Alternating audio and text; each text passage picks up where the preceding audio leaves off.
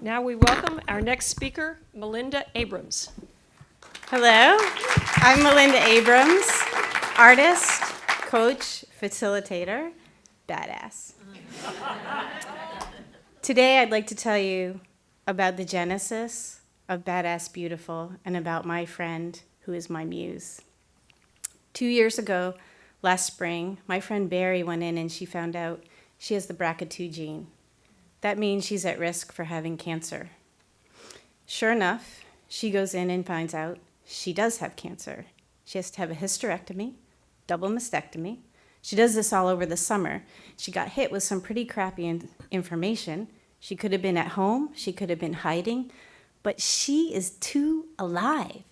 She couldn't hide out in her house. She got back to work as soon as she could. And the thing is, she works at a school where there's a lot of germs, and those of you who know about chemo know that could be deadly. But look at her up there. There she is with some people she works with and some kids at the school. It's her passion and it's her gift. She had to get back to work. Now here's the other thing about her. She goes bald and goes and gets this henna tattoo all over her bald head. I mean, look at it. It's a piece of art on her head. It's awesome. I think it's pretty badass beautiful. Now, I see it. I'm sure you see it. But she wasn't so sure. When she showed me the original picture, she had a hat on her head and she said, "Am I crazy? Is this too much? Should I hide it?"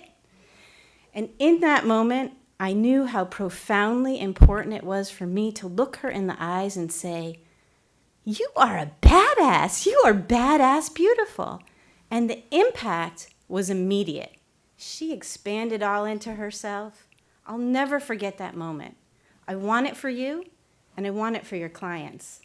It's what led me to make Badass Beautiful art, have Badass Beautiful workshops, write about badassness. Let me tell you what I define as badass.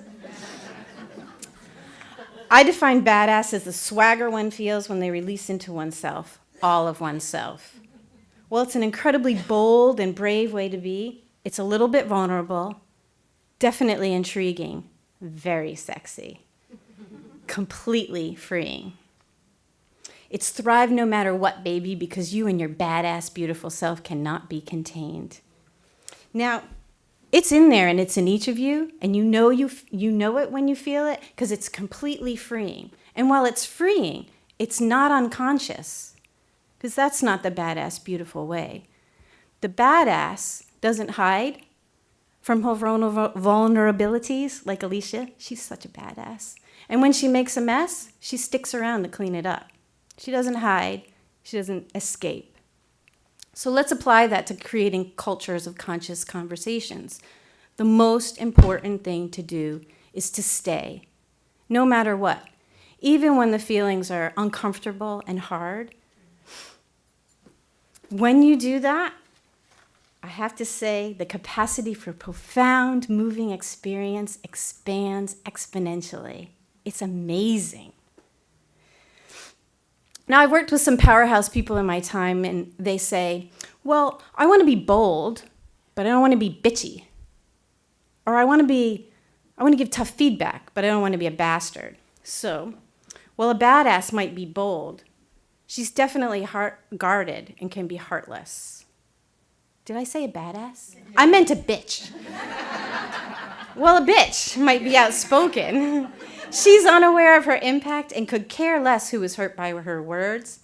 She doesn't stick around to clean up her messes. Now, we've all worked with that girl. It is no fun to work with her. Well, a badass might also be outspoken. She is aware of her impact, and she cares deeply about her words. She does not run away from her messes. In fact, she relishes them and holds them close to her heart. Well, a bastard has swagger. His swagger is used to hide his vulnerable parts. A badass, on the other hand, has swagger, and his swagger includes all of his vulnerable parts. He's not overwhelmed by his vulnerabilities. In fact, he sees them in other people, and when they are stopped in their tracks, he does not hold that against them, because that's not the badass way. BadAss sees the beauty in his vulnerabilities and is brave enough to share them with others.